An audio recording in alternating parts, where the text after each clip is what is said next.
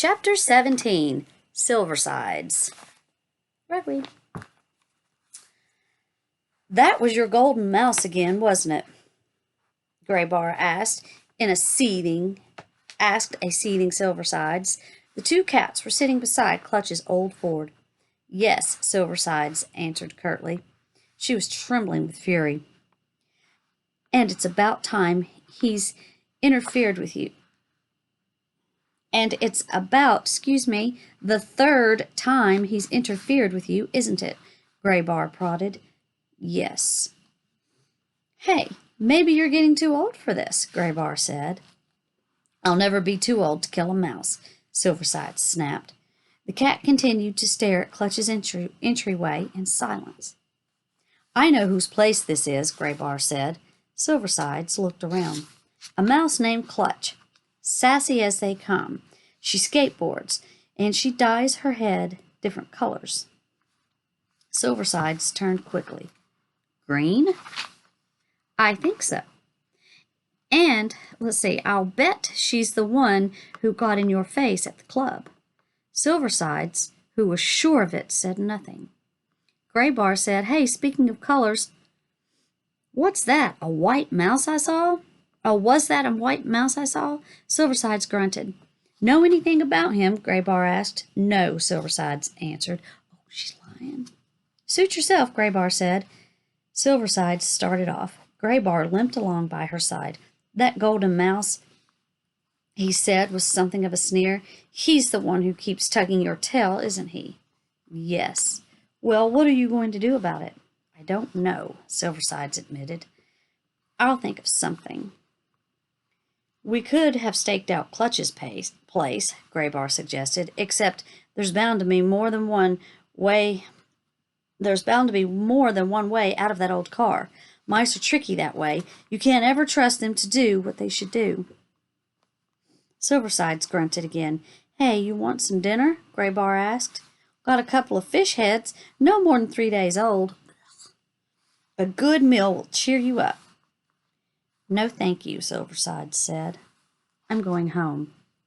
Even as she spoke, she remembered that the girl had said she could not return home until she brought Blinker back, dead or alive. Her teeth chattered in frustration. She didn't say, well.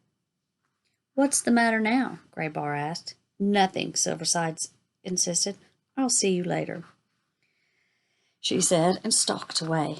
Exasperated and angry, feeling that the whole world was against her, Silversides roamed the city. Even so, she soon found herself standing in front of her own house. She supposed she could sneak in through her flap and the girl would never notice. She was probably in school anyway.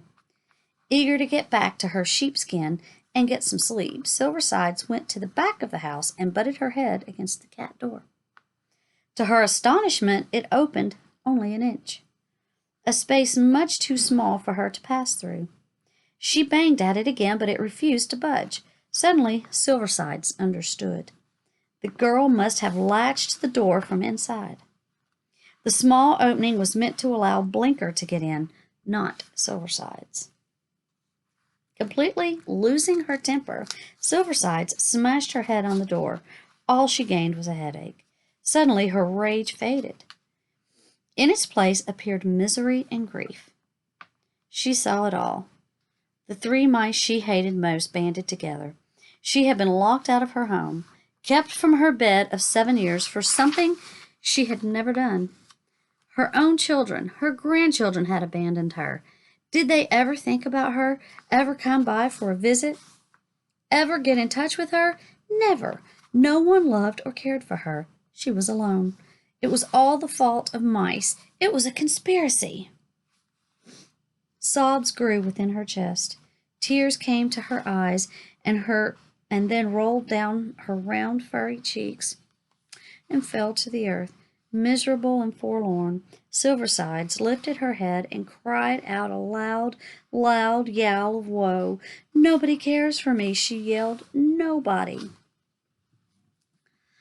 A window in the house flew open. The girl looked out. Go away, you nasty cat, she shouted. Find Blinker. As Silversides gazed at the girl, the cat's mood shifted again. Her anger rekindled, she told herself she must put aside all weak emotions. To do otherwise was cowardly, mouse-like. If there was one thing worth living for, it was to revenge herself upon those 3 mice. The golden one, the white one, and the green-headed one. Once she found a way to deal with them, she would leave Amperville forever. So resolved, Silversides tore the Amperville cap license from her neck, dropped it at the back of the door of the girl's house, and marched away with her tail high. End of chapter 17.